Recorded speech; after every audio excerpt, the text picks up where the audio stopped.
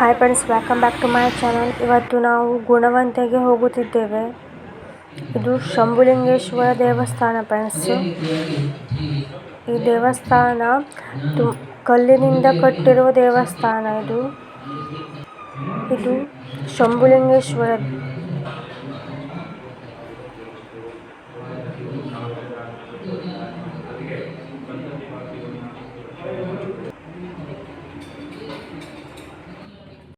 ಮತ್ತು ಭಕ್ತಿಯಿಂದ ಇದರ ಜೊತೆಯಲ್ಲಿ